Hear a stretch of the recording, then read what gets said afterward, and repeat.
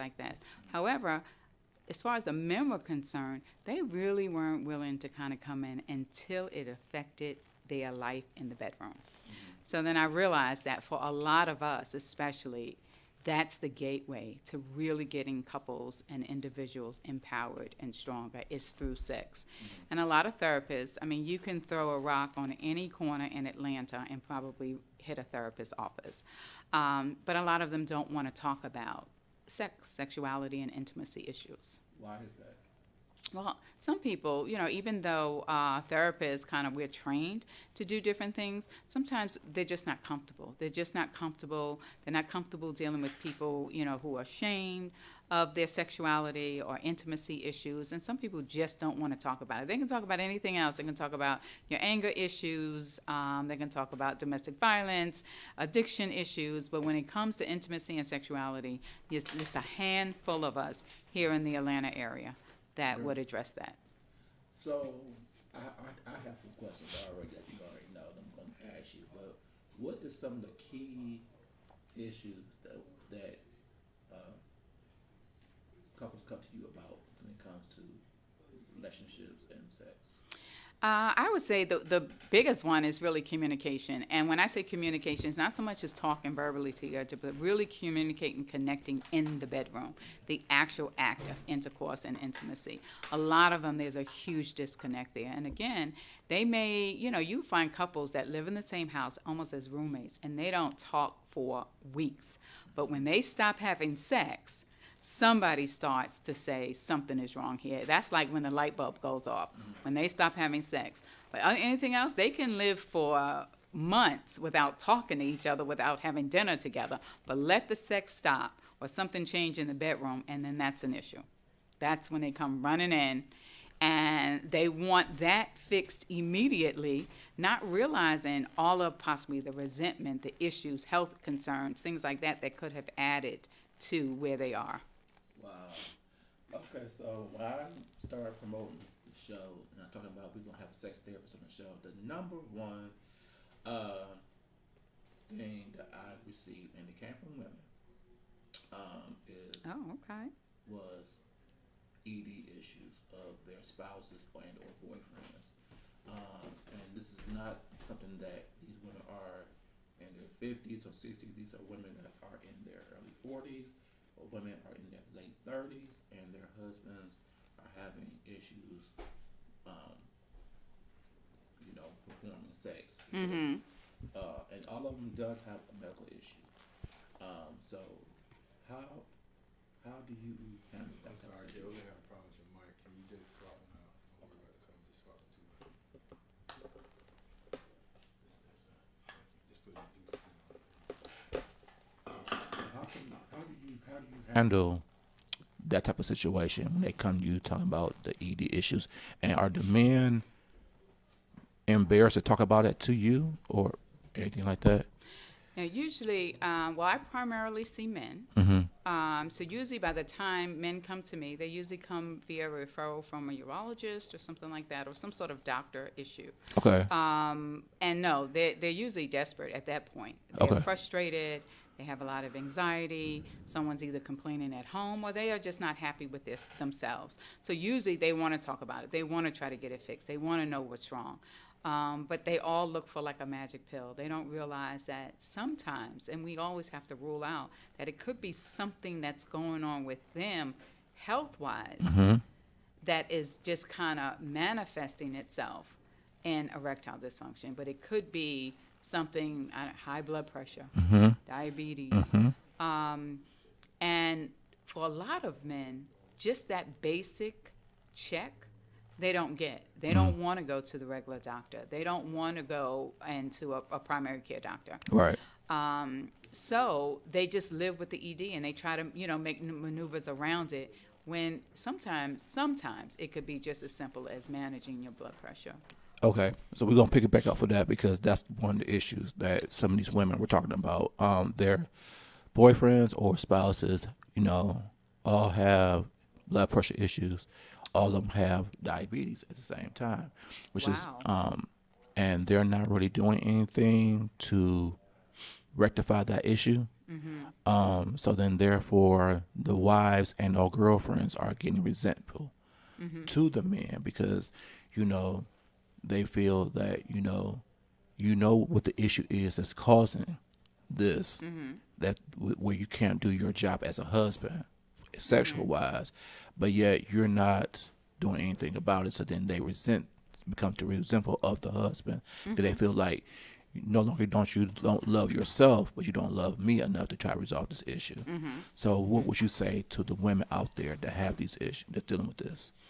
Well, let me go to the men first. Okay. So I think with the men, I would really have to kind of find out if he knows within himself what it is, and he's been told that there's a remedy to get him from point A to point B. I would really have to examine why is that not a priority for him? What is it that's missing and motivating him to want to get to that end result?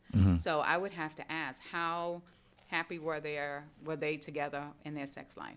Because sometimes, people will be surprised, men and women, they have situations that either cause a reduced amount of sexual activity or possibly even none, and the partner is secretively fine.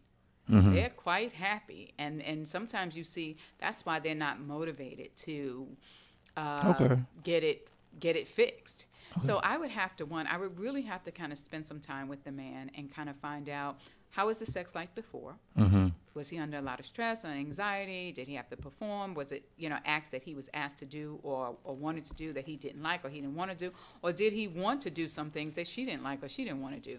So was it beneficial for him to actually get this resolved so he could be sexually fulfilling to his partner? Because how I was going to piggyback off of that was that one of the things is, and the text messages or phone calls that they gave me when they knew about this, I asked them, I said, well, is there any type of intimacy? Are there any kissing? Is there any oral sex or anything like that? Good question. And they say no. They said that pretty much the spouse get home and go to bed. Okay. So I would probably, again, focus on the man because that's my population. But I would also try to look at, are there any depression issues, anything going on at work, his career, midlife issues, expectations about his role, because there's something that I would think is blocking him from moving forward.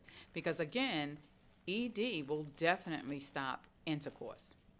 For sure. Yep. However, as you know, it doesn't stop everything else. So if you're still not, there's no reason why you can't be intimate without having intercourse. Right. So to kind of, I would have to talk to him to find out, why is this not important for you to kind of move through and please your partner? Because a lot of men, they do get hung up and they think that a lot of women orgasm with intercourse, and probably 80% don't.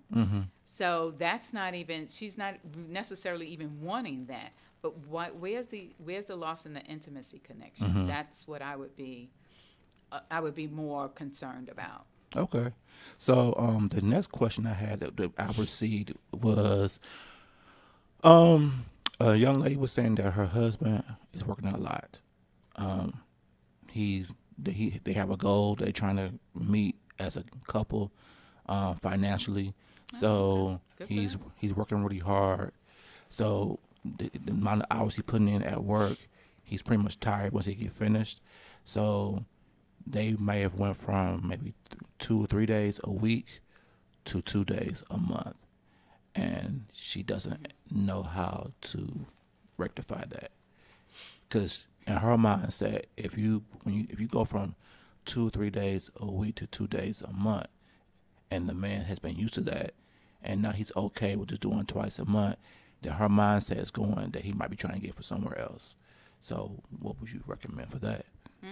Okay. Well, one, I would really suggest that she ask him. that you try to have a good conversation, because that's the first thing that we try to bridge with a lot of couples is having honest conversation, because you can think yourself up into a frenzy. You can make up all kind of things in your mind, and he could just simply be tired. So having that trust to say, I'm going to ask you, I'm noticing something's different. You don't seem to be as interested. You don't even seem like you're missing anything. What's going on with you? Because a lot of times people think that just because he is putting in the numbers as far as the hours are concerned, we have to understand what additional stresses are coming with that responsibility.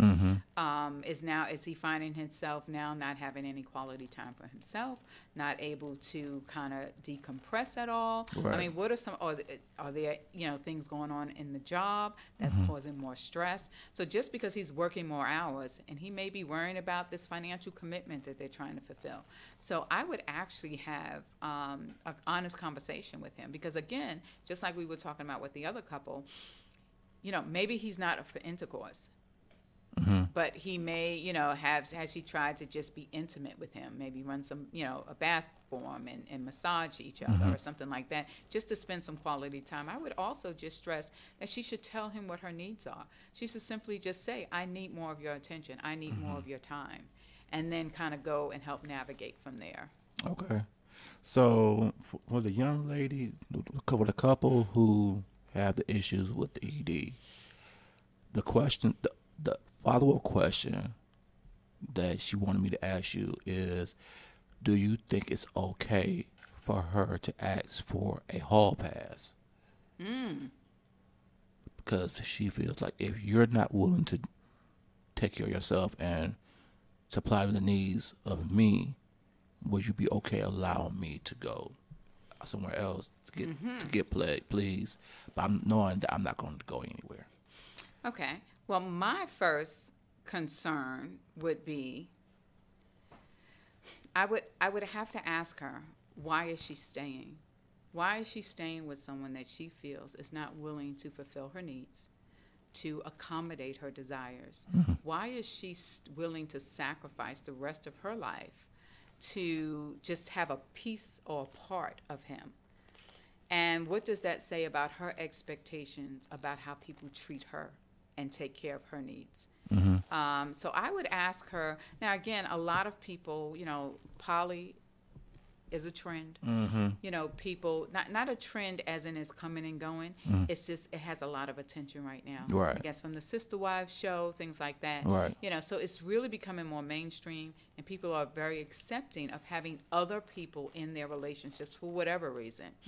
And it's not considered cheating. And if you want to go outside of just two people in a relationship, that is really becoming very acceptable. But the question still would be, why would she, if she's looking for a monogamous relationship with one person, why is she willing to stay with someone who is not willing to work through these issues to help accommodate her needs? Now, if there was a medical issue or a medical issue that we didn't know about, or there was, he didn't know what to do about it, or he was trying different things and nothing seemed to be working, that's a lot different. Then you start looking for other alternatives, and stay within the boundaries of the relationship. But when you have someone that you're evaluating, do they, one, care enough about you in this relationship? And more importantly, do they care enough about themselves? Because these are the situations that women need to be very, very careful of, because you will wind up in your 60s and your 70s, and you will have to have buried this gentleman. And then you find yourself alone. You find yourself later in years, or if not buried him, you would have to be his caretaker because he's had to have his leg amputated because of diabetes or something like that. So you really need to, now's a good time to really sit back and evaluate your relationship. Is it fulfilling for you? Is it giving you what you need? And maybe you just need to move on completely. Okay. Wow. Okay, that's a good answer, because that's where I would came from a coaching perspective. Because my question is that because it's been a long period of time from the time they've had sex. Okay. So how could you have lasted that long? Is the question. And why would you last that long? And especially if they're not trying to do anything about it. Right. That speaks to your self-esteem issues. Right. That speaks to worth. That speaks to especially a woman getting up and saying, I deserve better than this. I deserve to have a man in my life that is going to help me, and we're going to work together to satisfy each other, to empower and enhance each other's lives. Okay. But if you wind up with someone that for whatever reason, they have, they're just not going in that same direction, sometimes you just have to cut your losses and just realize that everyone is just not good for you. Okay. So the next question is for it's married people and also single people. Okay. They want to know, when is masturbating becoming too much? They said that they know either themselves or they know of friends that may masturbate 3 or 4 times a day. Is that normal, or is that part of like an addiction, or what would you say? Okay, so I would answer that for that person, it's normal. You have some people that do it once a day, once a month, once a week, 10 times a day. I think we start to look at a concern when it becomes dysfunctional to their life, not dysfunctional to my life, dysfunctional to their life. So if you find someone that's masturbating so much that they can't get to work, or, they are leaving work early, or they just can't seem to function. You get to their house and they haven't done the laundry and they're just sitting around masturbating and watching porn all day. Or, they're not eating, they're not, doing self-care. But if if this is just what their appetite is, and it is not interfering with their normal functioning, then it's normal for them. And I think people, especially in our culture, we look at masturbation as something kind of as a taboo. And it is really simply a self-soothing technique. Okay. And if you notice, especially little boys in diapers, you'll find them kind of massaging their penises all the time. And they can be a couple of months old. But if their hand goes past their penis, they realize it's just kind of comforting and relaxing to them. And it's just a self-soothing. As they get older, parents start to slap their hands and tell them, don't do that, and stop doing that, and don't do this. And then that's when they start to develop a sense of shame around masturbation. But it's perfectly normal. And I would say too much is too much when you are not able to function. So do you think the amount of sex that's shown on TV, or sexual, or even the how accessible porn is, that it has desensitized men and women about sex?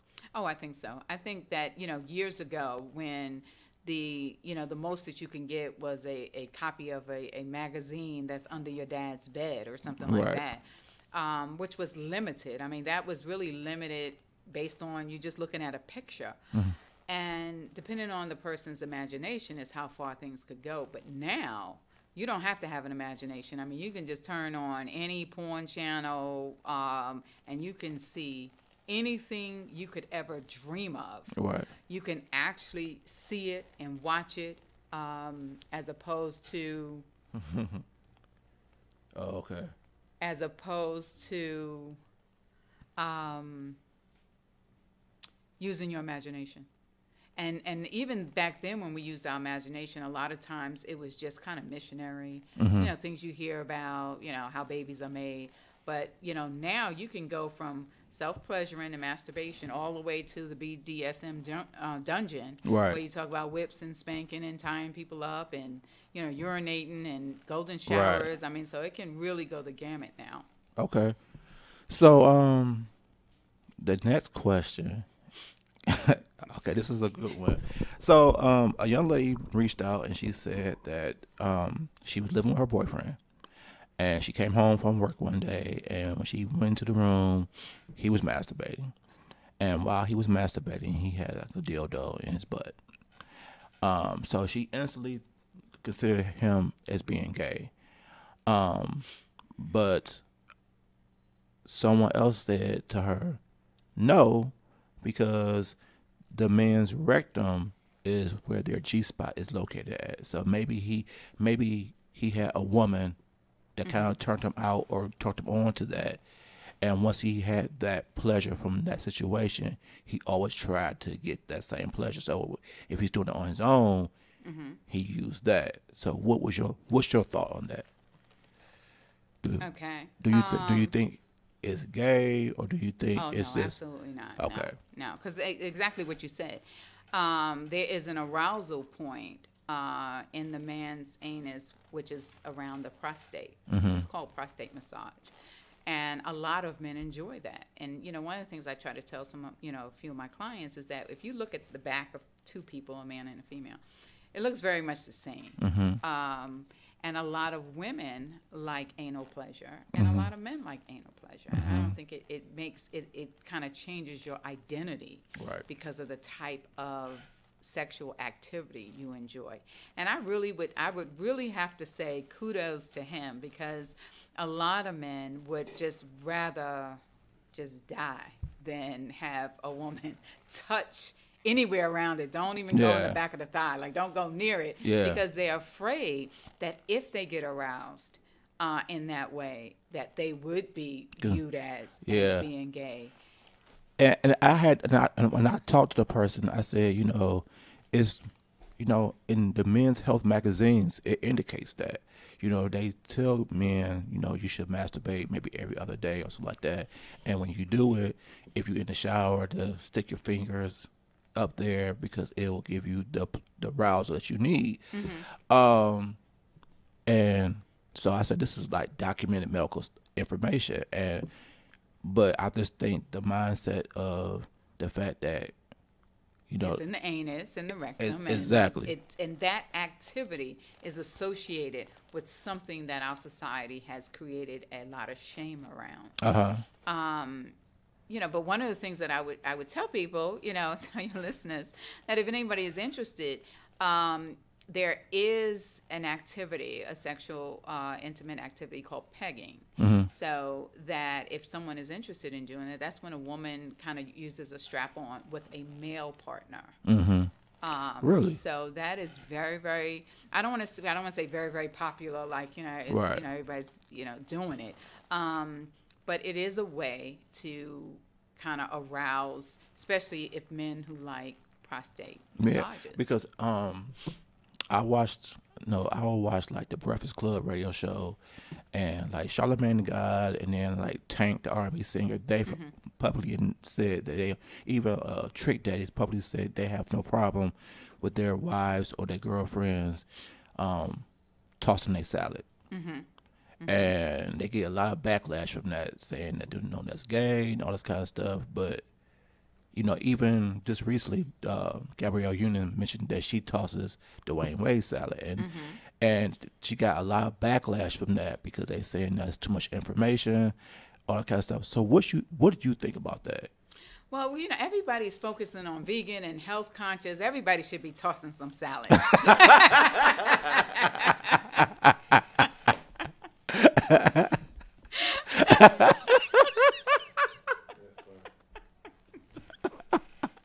That was a good one. Wow. Well, I really say, it's like I said, kudos to him. If a man is really confident in his masculinity and who he is, and he is committed to just enjoying this, we only get one life coming through here. So if he's really committed to just really experimenting and enjoying his body and understanding his body, and he's confident in that, I say more power to him. I think if more people would just get to know their bodies and get to understand what pleases them and what feels good to them, then they're able to share that with their partners, be it male or female partners. They're able to express that. And it goes both ways, because, if you don't know your body, you don't know what makes you feel good, how can that man do? Because you set them up for failure to please you if you don't really know what makes you feel good. And you just say, because he's a man, he doesn't know what to do. Right. You set that man for failure. Yeah, I agree. And then same for a man, and especially if you have, experiment with yourself in private, you should be confident enough to say, well, this is what I need. Right. Right. And, you know, and you know, if she look at you differently, then that's not the person for you. I agree. I agree, because we have a lot of women out there that they know what's in their closet better than they know their own vaginas. They know exactly what's in their closet right now, where this pair of boots are, and none of them have. Very few women have actually taken a mirror and looked at their vaginas and really kind of, you know, I have a book of vaginas, and you know, sometimes I'll ask a client, you know, pick one that you think is pretty, pick one you think is ugly, and then pick one that you think looks like yours. And 9 times out of 10, they will pick one. The one that they pick that looks like themselves is not the one that they term to be pretty. It's usually the opposite one. So a lot of women don't even know how their own bodies look. They don't even explore their own vaginas to be able to tell a man, Right. you know, what feels good. And I think in our culture, men's genitals are external. So he grows up from the time he's 2, kind of holding on to his penis, looking at it, looking around it. But women's are internal, so they never really take an opportunity to explore that. Exactly. And so, to be authentic with myself, you know, I had a young lady who I dealt with back in the day, and she was really big on pleasing me. And I also was in turn pleasing her. So she gave me a sex book. Okay. She gave me a sex book, and we actually sat down and actually looked at it, and she told me that let's try these different things. Okay.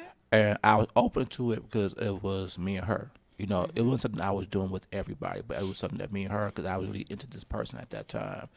And it made the sex life very very enjoyable. It was something different, and you know, I because her thing is, you know, each person is different. So, like, if I'm performing oral sex on her, I can't perform oral sex on her the same way I perform oral sex on somebody else, because because you know, what made me feel good to that other person may not feel good to that other person. Exactly. And but it goes back to the point of knowing your body and what feels good to you, what doesn't feel good to you. And then she was the one who was like, okay, let's try this, you know, Good. let's try this and see how, you know, how does this make you feel? And, you know, she made me comfortable with it. Okay. You know, initially I was kind of hesitant with it, some of the stuff that she wanted to try. And I'm like, but she made me feel comfortable with it. I've only did that with her. And I'm like, okay. But it came down to the point of the fact that she wanted to please me, which made me feel good. And so in turn, I made sure that I did my best to try to please her. And I think that's the component that I think sometimes we miss. Oh, big time. Absolutely. I think it's about, well, what you kind of described was an environment of trust and respect. Yep. And if people spent more time creating that foundation, that would allow them to explore each other and get to know each other on a very intimate level. Not just have intercourse, not just, you know, meet somebody and have intercourse. And not just for people listening, it wasn't always about that. It was also about, you know, true intimacy. And, you know, she had to learn me, what can really turn me on, and that always a physical thing. You know, it could be a conversation. Right. It could be, you know, she know intellect is very attractive. Very for me. Yeah. Very. A lot of people. Yeah. And so I need that conversation to really get me going. And once she realized that, you know, all the, you know, we physical, so that all is cool. You know, doing the lingerie, all that's cool. But if you really want to get me, if you get me here, get into your mind. Exactly. And so once she understood that, then it was like it was good. And I just think we as relationship, couples don't spend enough time to really get to know each other and what each other needs. Good point. To turn each other on. Good point. Yeah. So what would you recommend to couples, you know, how can they spend more time not just focusing on the actual physical act, but being more intimate to make sure the act is much more better?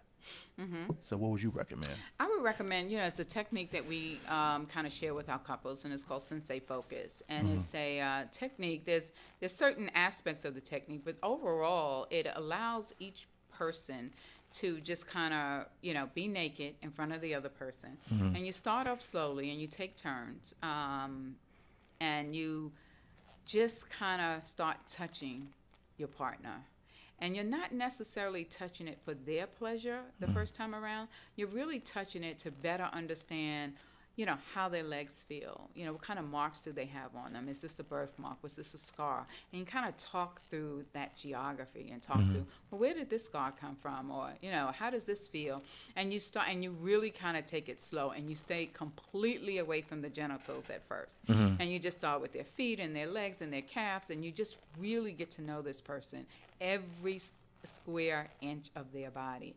And then you kind of, the next kind of phase you go into, but it's really more about you, the one that's doing the touching, learning that person. You're listening to their sounds. You're kind of seeing how they move, if they jump, if they're ticklish, and that's how you really communicate with the human body. And we work with couples through this, and we kind of show the video, and then they go home and they try it. But it's really over a long period of time where they're really investing and getting to know. And when you get to know somebody on that kind of level, like where did they get the scar from, and even with the scar, you'll notice that it's raised. You'll notice that it's maybe sunken in. It's a little darker in complexion. So you'll really kind of get to know, and this is even before you get to the genitals. And once you get to the genitals, it's a lot of seeing someone emotionally naked. I mean, you're there, and you're really looking at your partner's genitals, and because a lot of, again, I work with a lot of men, and a lot of men will, they perform oral sex, but if I ask them, what does her vagina look like, they have no idea. They have no idea at that point what some of the differences in vaginas are. Right. So then I show them a book, and I say the same thing. Well, point out what her vagina looks like, and they're like, "Oh, whatever." Like that's what she did to me. Oh, really? Okay, so you had really progressive. Good for you. Yeah, that's what she did to me. But see, that kind of level of intimacy is so valuable to connecting a couple. So that you're very lucky. I was. So another question was, a young lady, she's married, and her husband loves for her to perform oral sex on him. Okay. She doesn't like it at all. So therefore, she said, and she feels that in her compromise, she'll let him have sex in the butt compared to her, so she won't have to do the oral sex. He does it, but I don't necessarily think she doesn't necessarily think he's completely happy with that, because it's a different pleasure that he receives. So she feels that she want to know, do you think that he may feel rejected by her not wanting to perform oral sex on him? Oh, absolutely. I mean, definitely, especially if. Okay, so one question I would ask, of course, is, does he perform oral sex? Absolutely. Okay, he does. I did. I asked, yep. Okay, so what I would say is, when you have any part of your body that you are offering to someone that you want them to embrace and to share and kind of be tender and loving and gentle, when they don't want to do that for whatever their personal reasons are, there is a sense of emptiness. There is a sense of rejection, especially when they are so willing to take you as you are and whatever's going on. One of the things I would say is, I would want to know why. Why doesn't she like it? What about it? I mean, has she tried flavored lubricants? Has she does she feel that he's too large? Is it too uncomfortable? Could she possibly work with him if he doesn't ejaculate? Like, I would really have to understand, what is it about it that she doesn't enjoy? Right. and then try to work with her on that.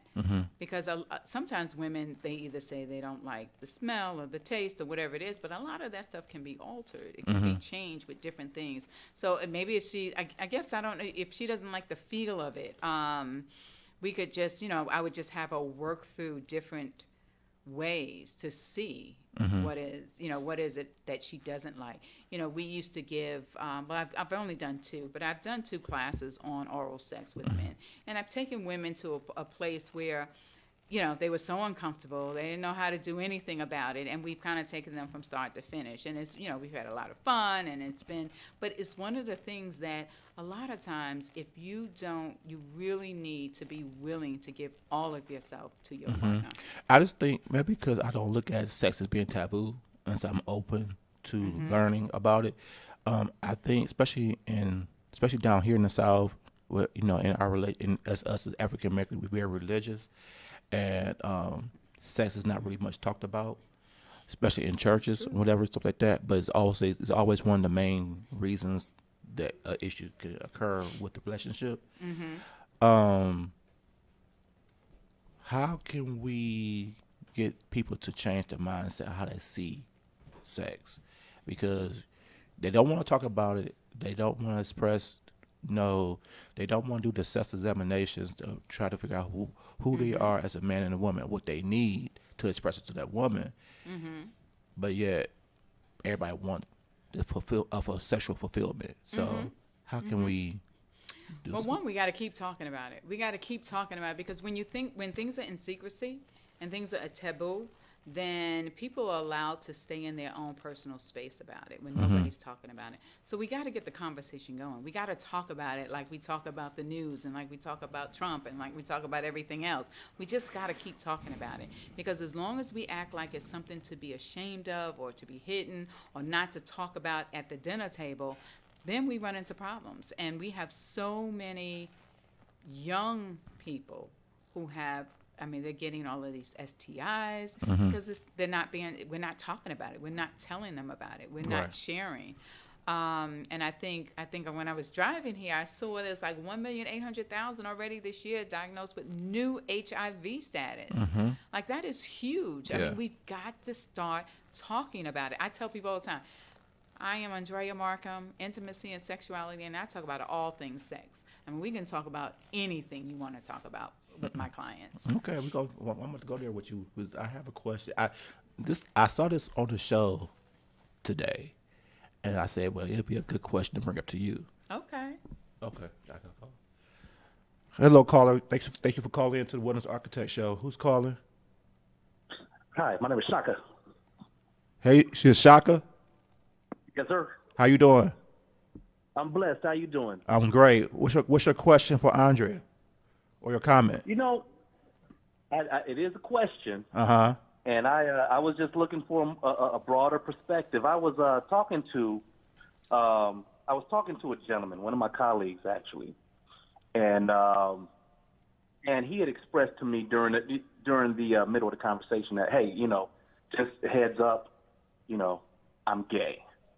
So if you're about to tell a gay joke, and it got us into a conversation about that, and I was very honest about how I feel as a father raising a young man, about how I prepare him, but at the same time I allow him to make his own decisions, and I expressed to him that in the black community, not just the black community, but I'm teaching my son to protect himself from people who are predatory, not necessarily gay folk, but I expressed to him that when it comes to the black community and how we identify with sodomy, it's something that we protect our children from. Whether boy or girl, because of the fact that in a sense that's a way that your power can be taken from you, or you understand what I mean, right, in terms of the jailhouse environment or whatnot. And he asked me, well, when you're teaching this to your son and you're teaching him about homosexuality, can you please leave the sodomy part out? How do you feel about that from from a professional perspective. Good question, Andrea. Okay, so how would you explain to him the behaviors of a predator? My son? Yes. Anyone who is who's coming into your personal bubble without your permission. And what does sexual assault look like for a male? It looks like sodomy to me. Okay. So yeah, you can't start leaving pieces of the puzzle out and expect for kids to get the big picture. So that's exactly what the behavior is, and that's exactly what you need to help him understand, that you're trying to protect him from. And when you say him, you're talking about my colleague, not my son. No, I'm talking about your son. Like when you asked, Okay. so when you said when you're telling your son about homosexuality and predators, do you leave out sodomy? No, he asked if I would, out of respect for homosexuals. So the colleague, okay, the colleague asked. Okay, so okay, so what I would say is no.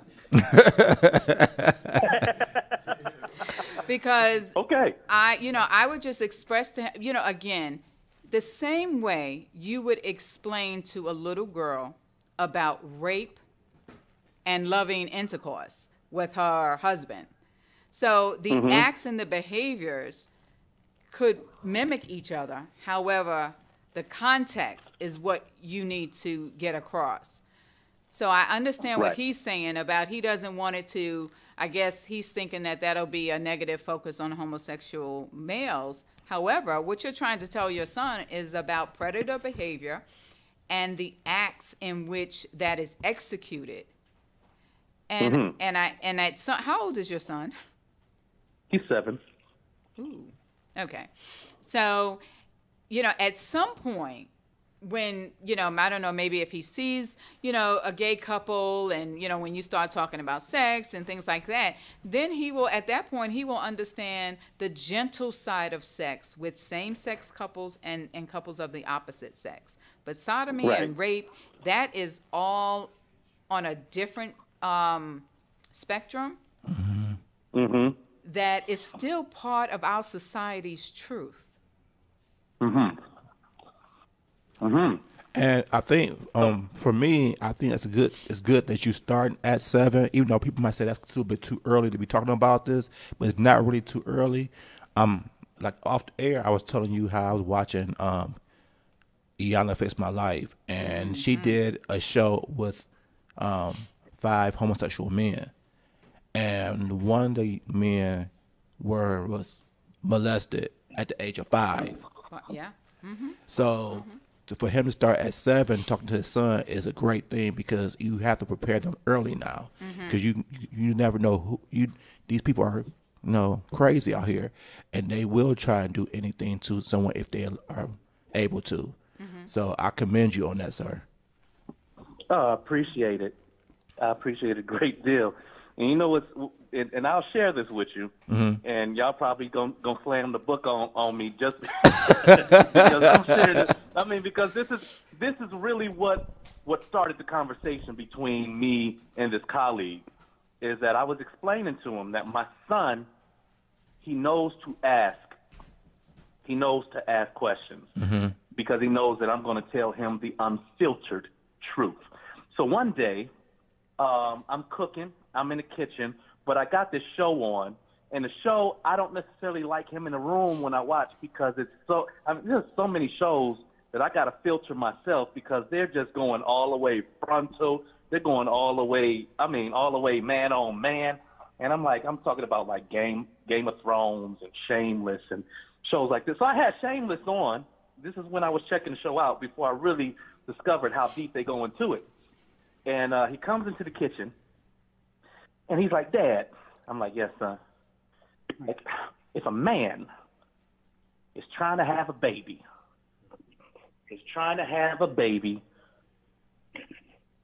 with another man. He said, that's gay, right? And I said, yes, sir, that's gay. He runs away. He's like, that's disgusting. But then here's the thing, is that the very next scene had two women. And he comes back into the kitchen. He says, Dad. I'm like, yes, son. He says, it's a woman. Is trying to have a baby with another woman. Is that gay? I was like, yeah, that's gay. And he stands there and he looks at me. And I look back at him. He's waiting for the... I'm like, it's not all the way disgusting, son. Because in my mind, I cannot imagine any individual in the world that does not adore or even admire a woman. Woman is beautiful to me. And this is what I'm teaching my son, is that femininity has its place. And so he understands how that is balanced. And he understands our role to establishing more balance even from our household. So when we have a woman around, he knows how to respect and to honor her than to objectify. Wow. That's great. I like that. That's wonderful. I like that. I like that you started this with him. First of all, I like the fact that he's comfortable enough to come to you and ask those kind of questions. Oh, absolutely. Because most kids are not, because most parents do not create that kind of atmosphere. 7. Yeah.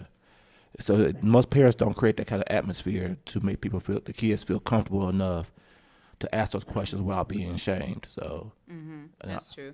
And I do want to commend you I think it's really great because, you're leading by example. So he's learning how to value women and nurture women and take care of women from watching you. So I want to say thank you for that. Thank you. You take care of women. You really kind of hold us in high esteem. So I appreciate that. Absolutely. Thank you. Thank you. Thank you for calling, sir.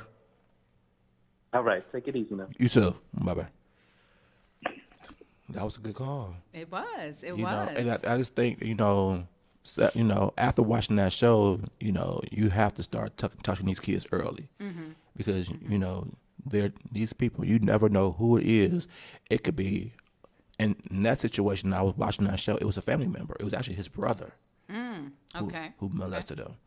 And, or they got the mall, the one guy was at the mall at like 12, 13 and was molested. And so you just never know. And so you got, like the man said, you got to start them early.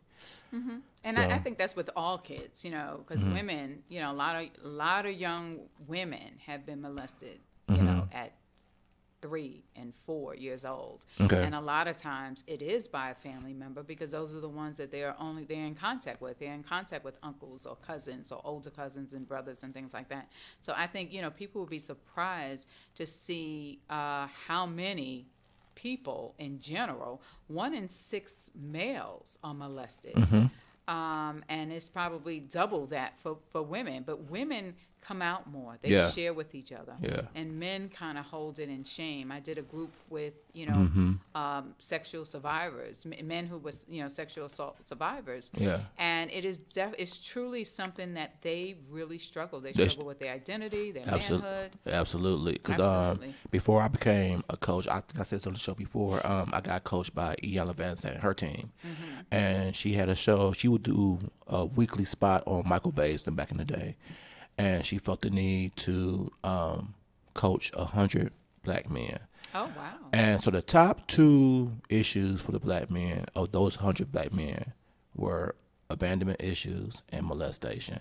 Wow. And to see these black men crying because they felt like their choice of their sexuality was taken away from them because, their first sexual experience was from a man who, who took it from them. And then, that experience led them down to a homosexual lifestyle. And we as a people never understand people's experiences. So all we see is the act of what they're doing, or who they are. And we judge them off of that, but we don't really know the experience that they had to make cause to become who they are. And so so it made me more sensitive to the whole thing. But one of the questions that somebody asked me to ask you was, do you think it's wrong for her? She doesn't mind dating a man that is bisexual. And what's your thoughts on that? Okay. So I'll answer that in one question, one second. But I want to just go back real quick. I just want to say for the record that, research does not definitely say that if a child is molested, especially a male child is molested as a young boy, turns gay. We're not even sure of his nature or nurture. Some people say you choose it. Some people say you're born with it. So that debate has been around for forever. Right. But what I will say is a lot of times it does create a lot of confusion. Right. And the confusion comes from there is a response that the male will have, and his penis will get erect and he will ejaculate with anal penetration, and he may not like it at all. It is it's a response as if you take a hammer to the knee and the foot comes up. So that is just an automatic response. And a lot of times people, especially at a very young age, they get confused because they did ejaculate. They did get an erection. And they think because of that, they've enjoyed the experience. And that's what one of the guys said on the show. He felt shame because he did have a response. Okay. And he felt like, that he liked it, so which caused him to feel shame. Right, and that's what I just wanted to say. So that in itself, that act and that behavior is just simply the act in itself is a body's response. It's an automatic response. There's nothing they can do about it. You hit the right spot, and just like if you hit somebody on the knee and the shin bone thing and the leg goes up, that's just an automatic response. I just want to put that out there. Okay. Okay, so back to the young lady who her boyfriend is bi, and she's okay with that. I think that's becoming more and more acceptable in our society because for years, men have been quite comfy in a relationship with a woman who is bi and has a lesbian relationships or relationships with women. They've kind of always thought that would enhance the party. And what people don't realize is that there are a lot of men out there who respond to seeing two women together. They get aroused by that. There are a lot of women out there who respond to seeing two men be together.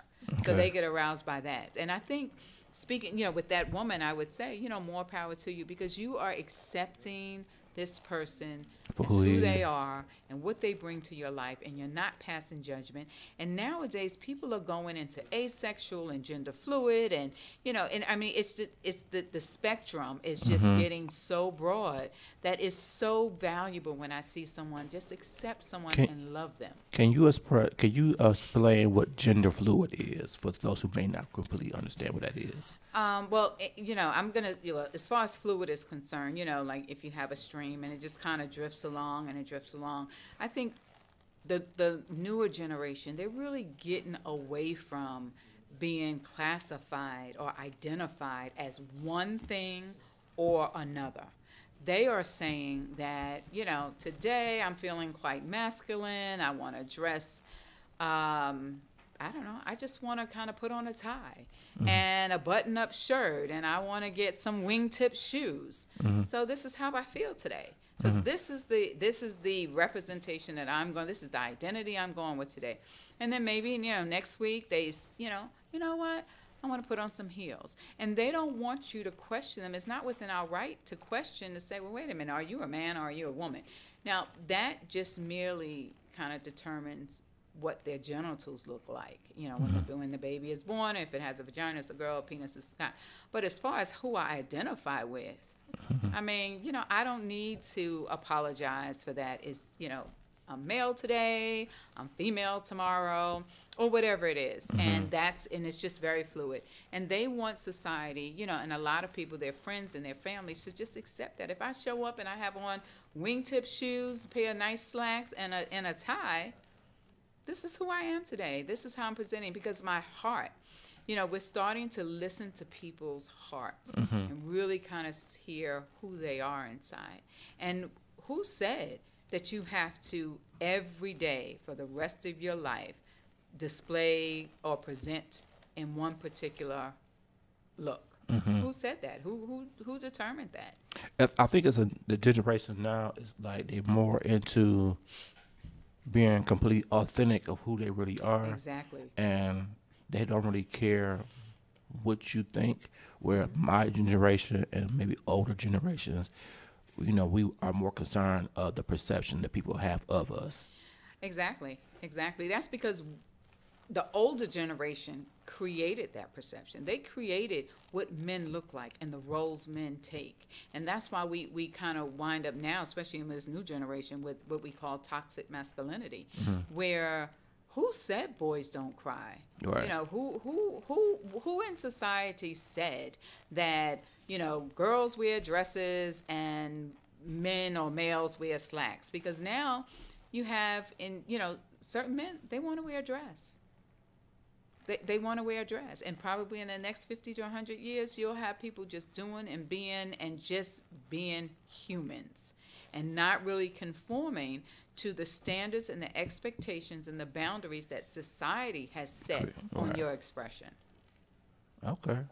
So to kind of like piggyback off of that, I was watching a show as I was preparing for this, and the question came up. He asked one of the co-hosts and the guest, if a young lady met a man and the man told her that once or twice he had sexual intercourse with a transgender, would they be okay with that? And he said he only did it once or maybe twice, but he haven't done no more. Would they be okay with that? And they both said no. What's your thoughts? Because that was like the guy wanted to know why would they not want to continue with the relationship with the guy. And I guess their thought pattern is that if the transgender did not have the full surgery, they had the penis still, so they looked at it as if they had sex with a man, so they felt like the man was being gay. So what's your thoughts? Again, I think that, I don't encourage people to live within expectations of society. I encourage them to just live with their hearts. So let's say, so these were women. Okay, so as a woman, and you meet a man, and the man may enjoy receiving anal sex. He may enjoy, a lot of times, some men that are involved with men, and they have a term where they're not gay. They don't identify with being gay. They identify with men who have sex with men. And if you ask these men, they are not gay. Right. They just want to have sex with men. So a lot of them, they like the roughness of the man. They like the, kind of the wham bam hit it. That we don't have to talk. We can go in and we can do the glory holes, which is you put your penis through a hole in a sheet or a door, and someone gives you oral pleasure, and you don't even know them, you don't talk to them, you don't see them other than their penis. So sometimes men just like it rough and raw. And my thing is, individuals need to be open and accepting whoever this person is. Because although he shared it with you, there are probably 100, and that's where we get, the men in the down low. There are probably hundreds of men that won't share it with you. And they're doing the exact same thing every Thursday night, every Friday night, or whatever it is. They're having sex with men, actively having sex with men. And they come home to these heterosexual relationships. So I would say if you have a man that you really love, it's just, now if he's actively, that's different. That's, you got to determine if you want to have a monogamous relationship or not. But whoever people have been with in their past is their choice. And just like you could have had a relationship with a lesbian. If you had a relationship with a lesbian when you're first or second year in college, and here you are in your 30s, 35, 40 years old, why should somebody use that to judge who you are and how supportive you can be of me right now? So I think just look at, if we just start listening to people's hearts. Okay. So the next question someone left me was, how do they do you offer classes on intimacy? Because they feel that that's something that's never been taught. So they don't, men and women don't know how to truly be intimate with their spouses or girlfriends, boyfriends. So, what would you recommend, or what's some like easy steps to teach them how to be more intimate or create intimacy? Well, as a sex therapist, we work with sexual dysfunction, but we also work with sexual enhancement as well. Mm-hmm. So we do work with helping people, get comfortable with their bodies, with the bodies of their partners. We also help them enhance their skill sets and, do different performances like, oral sex, anal sex. We kind of help them work through some of the dangers, some of the pitfalls, some of the things they need to be concerned about, some of the health concerns. I think that if a lot of books as far as positions, mm-hmm. you can go and you can get books simply on positions, mm-hmm. leg up here, leg back there, all right. kind of different things. But I think if you just kind of be creative, because you can take one position, couple of positions, and you can have sex in the kitchen, have sex in the bathroom, have sex in the shower, have sex in the, and you can just kind of move it around. You can, have it with the lights on, have it in the dark. You can do so many variations mm-hmm. of some simple different techniques. Also, I think if you're really connected with your partner, then you can explore things, because something that I might say, okay, do X, Y, and Z, they may not like that. They may not want anybody touching their toes or touching their feet. Mm-hmm. And like I said, we can take it from just having mutual masturbation, where you both masturbate in front of each other, mm-hmm. to we can go to a sex dungeon, and we can, you can, kind of see if you like spanking or being tied up or mm-hmm. Any of those kind of things. So, you can do role plays. It's just right. The list just goes on and on and on about sexual pleasure. It depends on how comfortable you are. So is that the real, down here, for those who live down here, there's trapeze that's down here, that's, the sex place, all that kind of stuff that people go to. So is that part of the reason why people go to those type of places, is to explore their sexuality with their spouses or by themselves or something like that? Yeah, people go to a lot of those places to just feel a sense of being free and not conformed. So some of them will go to those places to see what everyone else is doing, to kind of see what maybe arouses them, or just to be in a space where it's non-judgmental, where people are free to be who they are. They're confident in who they are. There's a dungeon here. One of the dungeons here, on certain days, you can, they can check the calendar. That they have it where you can come and the lights are on and they have all the different stations up. Well, they'll actually when you walk through it, they'll answer your questions. They'll do a demonstration. They'll, let you feel the whips. They'll tell you the difference between all the different whips that are out there. They'll tell you, it's really kind of an open forum, mm-hmm. and it's from a certain time to a certain time, and then after that time, the dungeon opens to what they call play. Mm-hmm. But prior to that, you can actually go and see what some of these things look like, and just kind of, if you want to take a whip and use a whip on someone, or they'll use a whip on you so you can see how it feels. Mm-hmm. They have so many ways to explore your own sexuality, and I would encourage that. I would encourage people. We do it as most sex therapists can kind of give you a lot of information mm-hmm. About things like that. So if anybody wants to, they can just give me a call, mm-hmm. or send me an email, or text me. And so how can they reach you? Well, they can reach me at 404-484-9066, or they can reach me at the Sex Therapy Center of Georgia, mm-hmm. or they can also reach me at Andrea@counselorformen.com. Okay, we're going to stop on the sex talk for a hot second. I want to give you a chance to talk about, what's it called, Motivating Men? Or Monumental Men. Monumental Men. Can you tell everybody what that is and what is it about? Okay, Monumental Men is a personal movement that I have, and mm-hmm. I'm really trying to get our community involved. I'm really trying to get the world involved with really helping us save our men. Mm-hmm. I think we really need to all band together. Mm-hmm. Yes, there are things that are out there. Men are not taking advantage of opportunities. No. So one of the programs that I have is called Monumental Men, and where we believe in making great men better, and we have a community care team. So we're kind of going out into the communities. We're going to start at some barbershops. We're going to bring in a team. We're going to do some high blood pressure. We're going to do some diabetes checks. With the Atlanta Diabetes Association. They're sponsoring that. And we're going to go in and we're just going to talk to them about, depression and anxiety. Men have the highest number of suicides. PTSD, depression, anxiety. And a lot of times, they don't even know the symptoms. They don't even know. And like you said, not even talking about all the sexual issues, but just their health. So we're really trying to get out there, boots on the ground, in the community, and just really trying to kind of shake them up. And I tell my sisters, I really want to speak to a lot of women organizations, because women sit back and they say, well, I can't make him go. And that may be true. However, we need to stand together and say and do something, because what's happening is our women are being left. They're being left in their 70s, later in life. These men are dying early.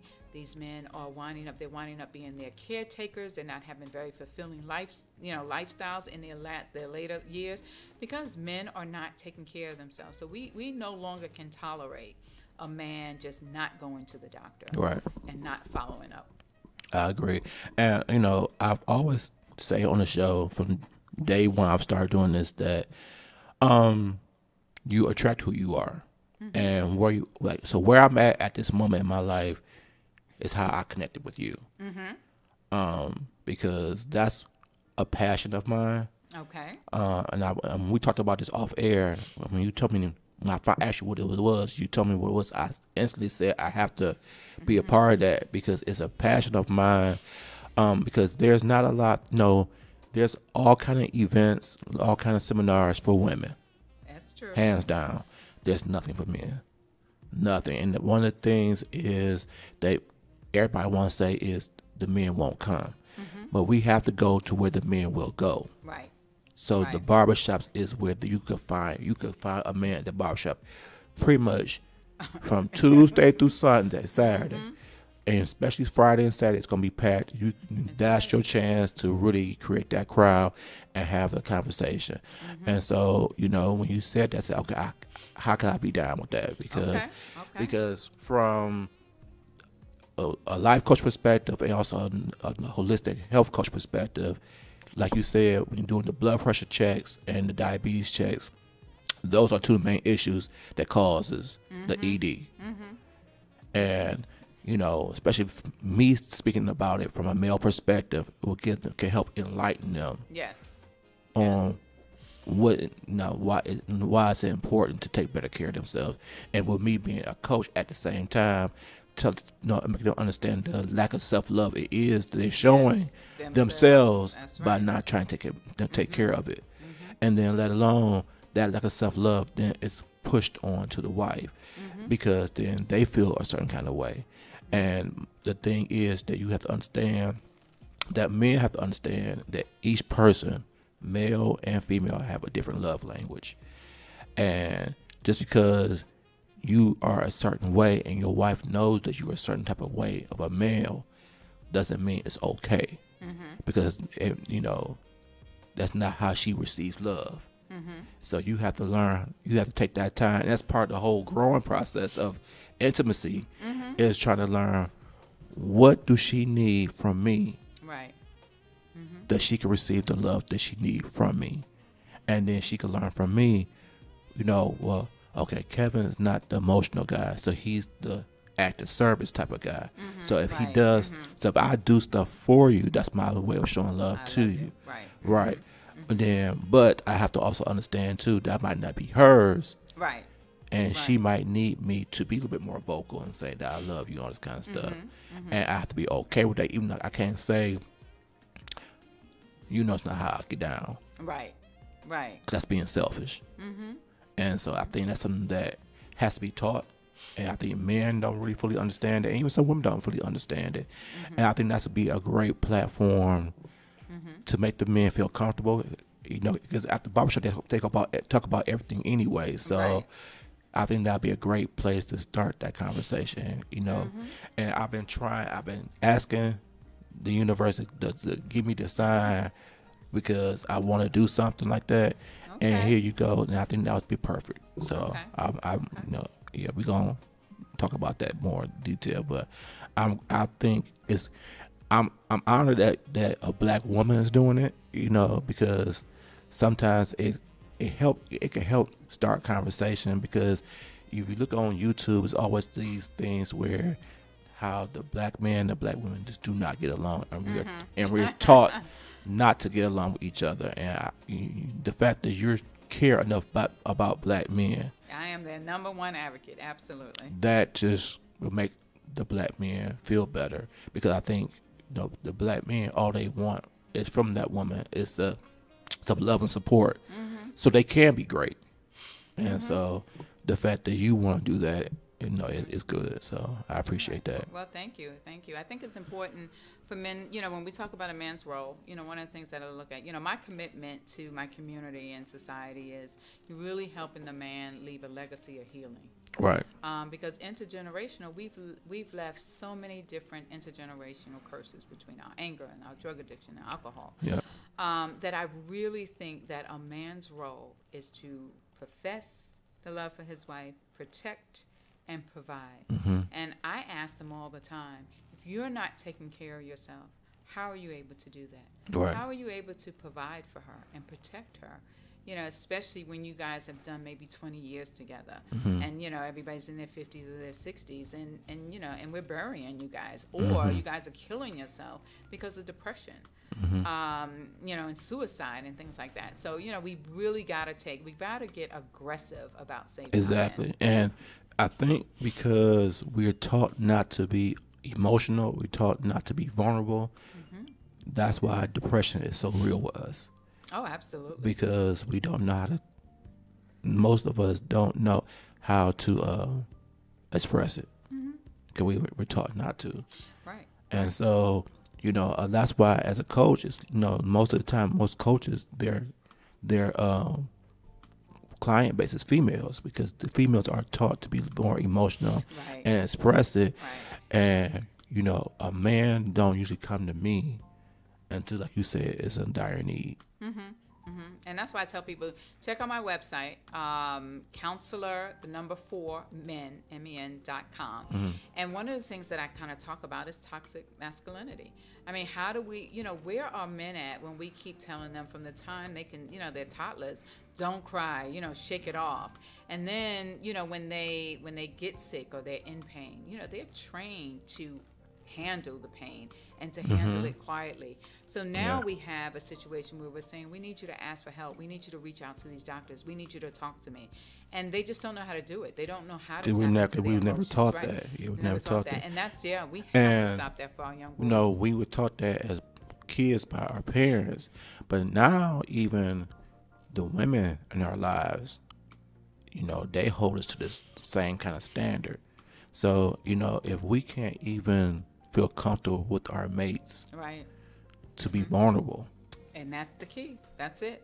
You know, I had a situation one time where I felt a certain kind of way about a situation, and I talked to the person I was dealing with at the time, and she said, talk about to me this one time, and that's it, because it's not cute.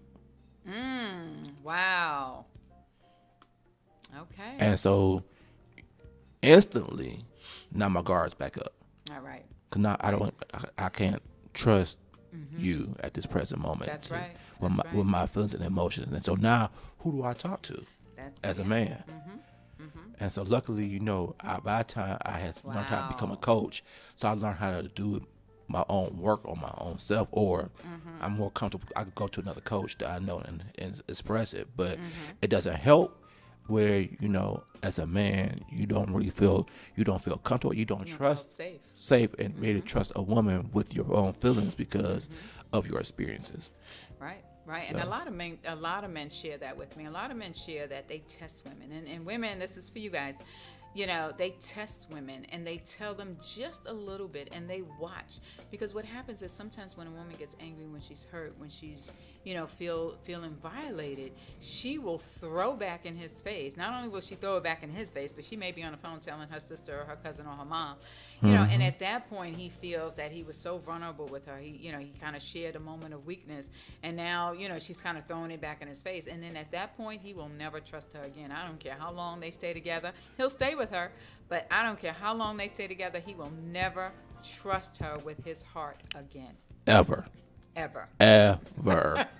Ever. Ever. And even, you know, even like the guys who are having health issues and can't perform like they can't supposed to. And you get that the spouse, they get in this heated argument and they use that as a weapon. Yes. You broke DMF, blah, blah, blah, blah. Yep, exactly. And they don't know. That's it. That's done. it. It's over with. That's it. It's over with. That's it. And, you know, when you talk to a woman about that, they say, well, you know, men do this and men that. It's not about that. You know, it's about what you said and the intentions of why you said it. Right. The malicious intent. The malicious intent. You purposely did it to hurt that man's feelings. Yeah. And they only give you, because, I mean, you're pretty lucky if you get a chance. Exactly. You know, so if you blow it, you can just really hang it up, because it's just not worth it for him to be kind of show you his wounds and then you just kind of pour salt on them. Right. He'll rather stand down, stand strong, and keep it moving. Right. And then that's what we see in society today. Yeah, that was a good one, because that's something I think I'm glad you said from a female perspective, because, you know, we as men would say it, but then they would always want to challenge us about, you know, well, y'all do this.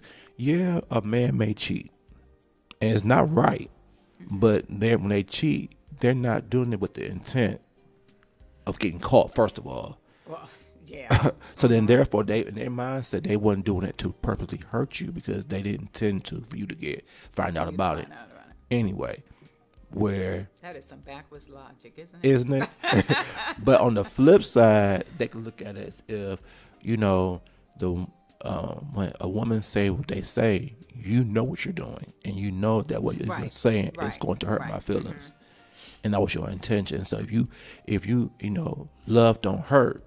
So if you trying to really hurt my feelings, I have to question how much you really love me. Right. So. Exactly. And I, you know, a lot of my clients kind of share that, you know, and for the ones that cheat, a lot of them do. They, you know, they feel that they are just kind of finding a way to keep the peace between everybody. So either something's going on with her or they can't communicate with her, so they go out and they get satisfied on the side, and their whole design is not for her to find out. Right. And how shocked they usually are when she does. And at that point, they're desperate to keep the relationship. They're begging for her to, you know, forgive them. And the problem is, when I tell the men all the time, they don't really want to hear it, but, you know, to me, you still have to value yourself and say, you know what, if I'm not getting this, if this relationship is not fulfilling me, I deserve to really go out there and find somebody who wants to perform oral sex willingly and who wants to, you know, communicate with me and who wants to do this. But trying to fit all of these, you know, round holes and square pegs, and we need to, as a society, to really kind of get away from that. Okay. So I know we talk about sex a lot, but I want to talk about something with you that I know I think I could probably get a good answer from you about. Okay. On YouTube, it's a popular video out saying why black men don't date black women. And one of the things that I listen to some of the ones that the guys say, okay, and I get some of the stuff they say, but I want to hear. I purposely listen to some of the females and what they say, and the women were saying that the black men. There's one saying that the black men do not date us no more, women no more, because she feels that when back in the 60s and the 50s and 60s and 70s, when it was the civil rights movement, okay, You know, a lot of the women were staying home with the family, and how the husband worked. Okay. And that intimacy was there at that time. Then when the feminist movement came about, and women wanted to be equal pay, equal, and wanted to get jobs and all that kind of stuff, and the black women left that movement of the civil rights movement and then moved over to the feminist movement and became more independent. It's where the whole disconnect became, because down the women became very independent. They creating great careers, and they become high power people, and they don't know how to turn off the power they have at the job and still be that feminine woman they need to be in the house with their man. What's your thoughts? Okay, so I'm going with they are saying that the Caucasian women are not doing the same thing. Like, why are they saying that black men are choosing Caucasian women? Because they are what? They feel that, you know, the black women have this from a black woman. She feels that the black women have too much mouth. Oh, black women have too much mouth. Okay. Too much mouth, and that a lot of men, she said, men are treated last on the totem pole in society, and they are getting beat down all day, every day, and then to come home and get beat down again. Oh, okay. You know, by the black woman. Black woman. Okay. It's too much. Okay. Because she feels that the black men feels that if out of anybody, the black woman should know their struggle and their plight, and so be a little bit more sensitive to it. And so. Okay, so when we look at culturally, yes, the black man is kind of struggling and doing a lot of different things. But I think because of that struggle that he's going through, he's not really there to be an equal partner for the African American woman. So therefore, she's carrying a lot of extra weight and stress. So she doesn't have a way to turn it off, because she doesn't really have. A lot of black women don't feel like they have somebody that has their back, that's going to help them out. So they feel that they have to hold it down all day, every day. They don't feel like they have a partner in life. So I think that's the first thing. I think the second thing comes with submission. I think a lot of African American, women do not feel that they want to submit to an African American man, and I think a lot of black men feel that Caucasian women submit to them. They kind of, coddle them and give them everything they want, and all of that may be true, but I think the difference is they're not out working all day, every day, taking care of the kids, picking them up from daycare, coming home and cooking and cleaning and doing all of the stuff. So they're living a different type of quality of life. And that quality, I'm going to say, is just simply from a society that honors white privilege. I mean, it's there, it's out there, we can't deny it, it does exist. So they have certain advantages, just for the fact that they're Caucasian. So I don't necessarily see them going through a lot of the struggles that the African American are going through, because a lot of them come from two-parent households. They still have financial support at home. They may have, husbands that kind of, help them through things and really feel more of a partner to them. But a lot of African American women are struggling being single parents, and the African American men are really, some of them are just not kind of helping out to where a woman can feel like she can come back and kick off her shoes and relax and be made to feel like a lady in the presence of a gentleman. A lot of them feel like they gotta constantly, they're bag ladies. They're constantly on the go and they can never turn it off. I think that if we all honor our place in society and honor, who we are, and really bring our best to the table, I think you'll find a lot more compatibility for our culture. So do you think part of the problem, and not just for women, just men and women, that a lot of us don't really know who the essence of who we are? So then in turn, we don't know who we are, we don't know what we need in that spouse or that mate. Do you think that's part of the issue? Oh, absolutely. I think that's in anything in dating, because a lot of times some women, they feel that they need a partner to fulfill them, that the man makes them whole. Right. And one of the things I try to stress to women is that You need to be whole. You need to be a whole human being, and two whole human beings need to come together to enhance each other's lives. Anytime you have a void or a deficit and you're looking for someone else to fulfill that and to make you happy, it's going to be a problem. You're going to be disappointed. There's going to be lower expectations. There's going to be a lot of frustrations. So I think as individuals, if we really become ourselves, the person we're looking for, then that's the person that we'll attract. But we can't look like I hear all the time. Women, guys tell me all the time, well, she wants, she got on fake nails and fake hair and fake boobs and implants in her butt, and yet she wants a real man. So you've got to be inside and really kind of present kind of the honor of who you are, the authentic person of who you are, so you can kind of attract that to you. Right, because, and I get it, women could say, well, I paid for that stuff, and so that's part of who they are, and I get all that, but from a male's perspective, they look at it a little bit differently. They looking at if that you creating an image of that's something that's not really you. And so you're telling us that you don't really like the true essence of who you are. So you create this image based on all the makeup that you wear, all the weaves that you wear, all the other stuff that you wear, because you want to create this image to make yourself look pretty. But okay, so when we get to that guy and then you strip down to the bare essence of who you are, that's somebody that's not the person that you displayed yourself to originally. And then so the men feel like they've been duped. Okay. And so I think, and I from a coaching perspective, I get how the women feel and they have the right to do what they do. But if you have to be open to hear what, from a male's perspective, what they're looking for as well. Because what you can't say you want a man, a real man, and then when the real man saying this is what they're looking for, you knock down what they're saying, because you know what I'm saying. So I think that a lot of, especially young African American girls, from the time we're like 6 and 7 years old, we kind of struggle with body image. We kind of struggle with owning who we are inside and having that be acceptable.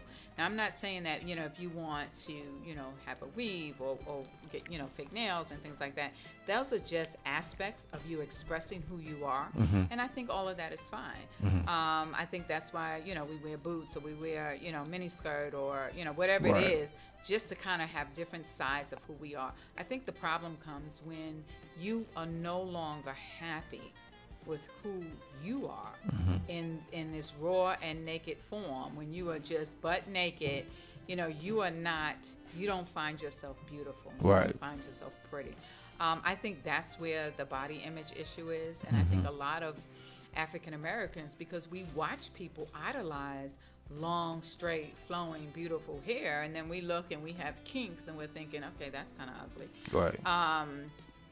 But we have to be careful, because society will create a trend, like big lips, and they'll get injections to create lips that we have been raised, to believe, oh, you got those big old ugly lips, or you got a big butt, or things like that. And we have to just really kind of own who we are and just really love ourselves. Because I taught fitness classes, I trained people before, and the one thing that I see a lot of women, they want that big butt. They feel they're in competition, especially down here in Atlanta. They feel like they're in competition with the strippers, and they see these strippers with these small waists and these big butts, whether it's natural or they not. And they see how many men are going to the strip clubs and they spend all this money on these strippers. But it's just a fantasy. It's just a fantasy. So, but they don't see it like that. They saying this is what the men are finding attractive. And so then therefore they try to get that same thing. But I think too, what women don't understand too, I think men have body images as well. Oh, absolutely. As well. Because society has made it known that, all the men that are considered good looking have six packs. You know, everybody, you know, so all the men that the women gush over, you know, they have these spectacular bodies, and or with people that they find sexy, have these spectacular bodies, and now you got these men trying to do whatever they can to create this body because they feel that's what the women want. Right. So then, therefore, their self-esteem is not there as well. So, yeah, we do. A lot of men have body issues, body image issues, especially when they get a certain age and they're, you know, referred to as the dad bod. Or if they're single and they're still kind of on the prowl and trying to, you know, meet someone. Or especially in middle age, when men get to that middle age crisis or midlife transition, I mean, they really kind of, you know, whip themselves up into a frenzy, trying to make themselves still attractive to a 20-year-old or you know, somebody in their 30s. So again, it's about who you are and being authentic. It's about, I believe, that people should be the best that they can be. So if you want a beautiful body, you know, get out there and work hard at it, and be proud of it. But some of us won't get naturally long hair, and you need to. Some days you can wear a curly wig or you can wear a straight wig, but always be willing to love yourself, because at the end of the day, that's who you are. Right. I agree. So before we start to get ready to close down, I want to give you a chance to speak to the audience about anything. It could be about sex, it could be about intimacy, or anything that you feel that's on your spirit that you want to talk to the people about. Okay. One of the things that's important is of course, you know, being a mental health professional, is stress in the holidays. And I just really kind of want to get out there. The holidays are coming. I want people to just kind of, you know, not get themselves all bent out of shape. I want us to reach out to others. Watch people you think may be falling into depression. You know, invite people over for the holidays. Try to have sex over the holidays, even though a lot of people don't. A lot of they people don't? Yeah, they do. They, you know, because if you're traveling, sometimes you're traveling and you don't want to have sex in someone else's house, so you don't have sex over the holidays. Okay. Other times, especially the women, they are working it. They are in that kitchen. They got that turkey going, and they're cooking the night before, and they're just really exhausted. And that day or so after, they are just laid out. But, you know, one of the things, I'm always all things sex. So, you know, get that pumpkin pie going, you know, because that will, a lot of men get aroused by that scent. So that's a big one, you know, get that going. If you have some concerns about ED or anything like that, maybe put some oysters, chop some oysters up in the stuffing, you know, something like that. Just kind of be creative and have fun with it. But depression and suicide is really, really high during this holiday season. So I just want people to reach out, you know, to mental health therapists or, you know, 911 or something like that, and just don't feel that they're alone. Okay, that's good. That's good. When while you was talking, I thought about something we talked about when we very first met, when we did that live radio show. What are other ways a couple could keep their sexual activity going when their spouse have ED? What other kind of thing? I know you said like a penile pump and all that kind of stuff. So what would you recommend of things? Those are pretty extreme, you know, penile pump and things like that. But, you know, in order to get to that space, you have to have somebody that's open to exploring the possibilities. Because it would take them going to the doctor, getting tested, you know, doing different things to kind of figure out what's wrong, what's going to work. You know, some of, you know, these operations that they would need to have, and procedures and plans and things that they would need to follow up and follow through with. I would say focus on oral sex. Focus on touching, focus on foreplay, focus on just trying to create a loving environment. Because again, if somebody is purposely not getting help, then you got to figure out they're unhappy, something's missing. So, you know, spend time just loving on people and showing love to people. Don't have expectations, just love on people. Okay. Foreplay. How long do you think a couple should do foreplay before they actually get into the actual act? Because some guys, you know, don't like foreplay. They just want to go straight into it. But, you know, the women may love it.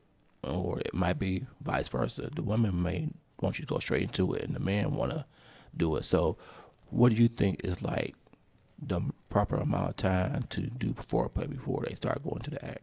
Well, I think you just hit on it. I think it's important to understand what the couple needs, what the individuals need. So again, I think you can kind of spice it up. You know, sometimes if you have a partner that, you know, he just wants to have a quickie, then sometimes it's a quickie. If you have somebody who kind of, sometimes women, it takes them a while to really kind of get, you know, to that arousal response. And then, you know, do that. So it's something, it's a communication. So sometimes you can just pass, you know, the point of plateau, and now they're just bored, and it's just, you know, they've lost the energy and they've lost the excitement. So it's really about time, and it's really about learning your partner's body, being able to communicate with them. And it doesn't have to be the same thing all the time. Sometimes you may have 2 or 3 hours to love on each other all night long. Other times you got like 30 minutes before the kids come home from school. So it, you know, taking all of that into account, and being flexible. Okay. Yeah, just definitely being flexible. Okay. So once again, before we end the show, how can people reach you? Well, people can reach me at www.counselor4men.com. And 404-484-9066. You can call me. I do answer my own phone, so okay. I do consultations. So I do in-office 30-minute consultations with clients. For sex therapy, I'll see male and female. But for psychotherapy, I only work with men. Okay. I just got a text, one last text, so I'm going to ask you this question. Sex addiction. You know how Eric Benet said he was a sex addict and all this kind of stuff. The question is, do you think that is truly real, or is it something that's being used now as an excuse for the bad behavior? Well, I think it's both. Okay. I think that if it's okay, so there is, as far as sex therapy is concerned, there is a school of people who don't believe that sex addiction is a possibility, because it doesn't necessarily alter the chemical responses in the brain. But there's another school, and we have some certified sex addiction therapists out there who do believe that is part of the addiction process. And then, of course, you have those who can get on the bandwagon because they can get away with it, and they say, oh, I'm a sex addict. Just like there are communities out there that are just committed to helping people who are struggling with frequent sexual behavior, I'll say. So there is, how you have AA, the 12-step program. There's sexual addiction, Sex Anonymous. So there are different organizations that will kind of help you work through that. What I like to tell people is, when I get that, oh, I'm a sex addict, to me, we need to talk about how often are you having it? How much of a dysfunction is it causing in your life? And when you try to stop it, what are the body's responses? Are you going through withdrawals? Or you just feel you have to have it? Are you willing to violate somebody's rights that they say no to get it? So those are things that I would actually take into consideration. I don't work with addiction of any kind. So if it comes under that label, I would automatically send it to because they are certified sex addiction counselors. So I would automatically send it to them, because I believe, I guess it doesn't matter what I believe, it's what they believe. So if they come in and they say, oh, I'm a sex addict, I don't know if they're looking for an out, looking for an excuse, or have a real struggle with it. Right. But I would definitely hand it over to someone who I feel is more trained in that aspect. Okay. Well, I thank you, ma'am. Before I sign off, I want to say we saw all the comments. They was really enjoying the show. So I'm glad that they really enjoyed the show. I hope they learned a lot from today. I hope that our conversation from both of us being very authentic, that it opens your mindset of trying to be more open to sex and being open into being more exploratory in sexual things, because you never know what that mate, male or female, it might take your relationship to another level. Oh, exactly. So I just want people to have an open mindset about how they see sex. It's not a negative thing. It's a positive thing. Oh, absolutely. It's part of wellness. That's why I asked you to be on the show. It's a human experience. It's a human experience, and it's something that's needed. For a good relationship, because it's probably one of the issues that causes marriages to end. But but it's also good for our wellness, for self-care. Absolutely. Because it helps relieve stress and all that. You can help lose a little couple of calories while you do it at the same time doing it. So, I just ask people to stop putting limits. That's right, limits and labels. And labels of what they feel is acceptable behavior when having sex with your mate. Because if you're having sex with your mate, the whole intention is to enjoy it and explore it, and so y'all can both be happy and have a good time. And if you do the same thing, like I had a young lady who told me that all she does is missionary, and she might throw her leg up on my shoulder for my birthday. Well, that's gonna get boring. Yeah, because your birthday only comes around once a year. So I'm like, that gets boring. So then, if you're not open to that, then either the man's gonna stray away naturally, or he just gonna leave because he gonna want something different that's better. Right. And so you just be open to be enjoy it. Stop putting so many taboos to what we feel is okay and not okay, and just enjoy it. Just enjoy it. Also, I ask everybody to, in relationships, to be open and be authentic to what you are. I think a lot of times, especially women, are so fearful to tell the man what they really want and what they really need, and fear that fear of judgment, and fear that if they tell them that something that that the man might not want to do it, and the man might leave them. But if a true man, if they love that woman, they're gonna do whatever it takes to please that woman.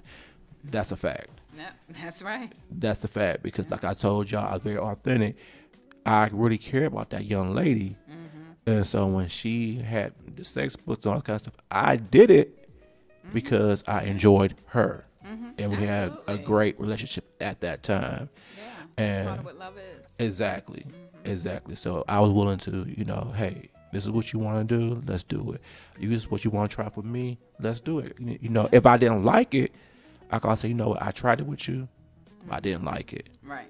But let's not do that. Let's not do that. Let's do something else. But at least try it.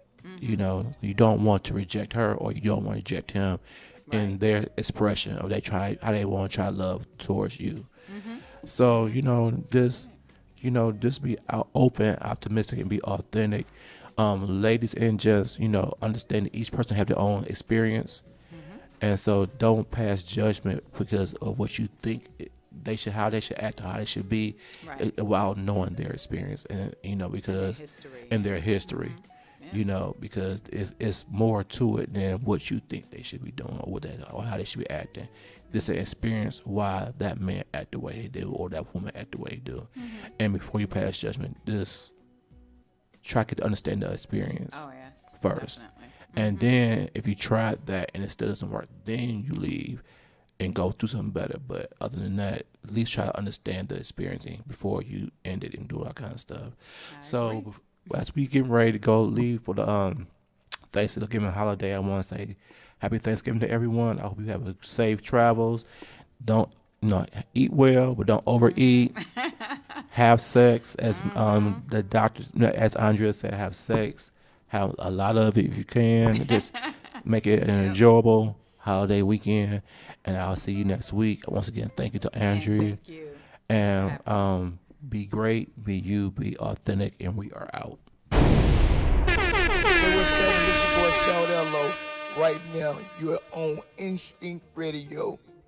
Let's get it. Shout it.